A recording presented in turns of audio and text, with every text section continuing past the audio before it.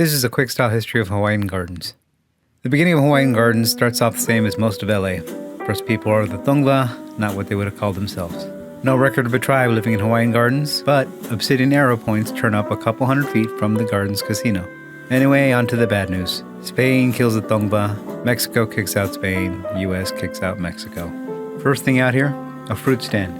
Middle of nowhere. Endless open land, maybe some roads, and that fruit stand. How the hell's a fruit stand gonna survive out here?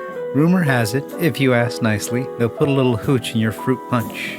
It's the era of prohibition. Funny how the place that becomes a casino starts as a gin joint. Anyway, the shack's bedazzled in palm trees and calls itself Hawaiian Gardens. So decades later, when the city needs a name, some guy who liked his drink a little fortified remembers the old fruit stand and everyone says hooray. At first, there isn't much going on out here. The place is too remote to be attractive. Still, there's a depression on, and land is going for $10 a pop.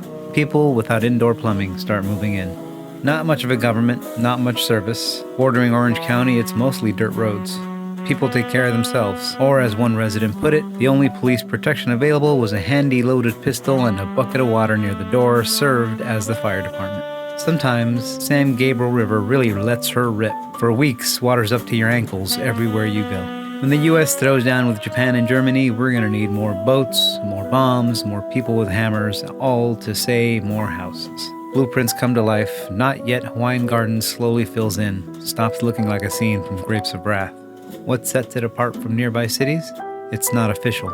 No bigwig controlling development, nobody deciding who gets in. Land's cheap. If you can build, you build. The result is a place more diverse than its neighbors, not by design, by accident. No credit, no problem. In the 60s, the neighborhood still has no name. At the time, being unaffiliated is like showing up in prison without being in a gang. Artesia wants to grow, first to try and snatch the land up. Then Long Beach thinks, hey, we could absorb this place and have somewhere to dump our trash. Locals realize if they're going to survive, they better come together. They declare themselves Hawaiian Gardens, 1 square mile, the smallest city in all of LA. 1964, they incorporate and quickly pave the road so the other cities will stop teasing. 1980s, Hawaiian Gardens has a little bingo parlor. Nothing swanky, no poker, no slot machines, just good old-fashioned bingo. Plain tables, bingo cards, callers shouting out numbers. Multiple games a day, each with a $250 prize. You'd think the treasury is a lunch pail-sized cash box. Surprise, by 1985, it's pulling in $1.5 million a month. Even weirder, it's supposed to be a non-profit for an alcoholic rehab in Santa Ana. Law enforcement starts following the money and things don't look quite right. The owners get spooked.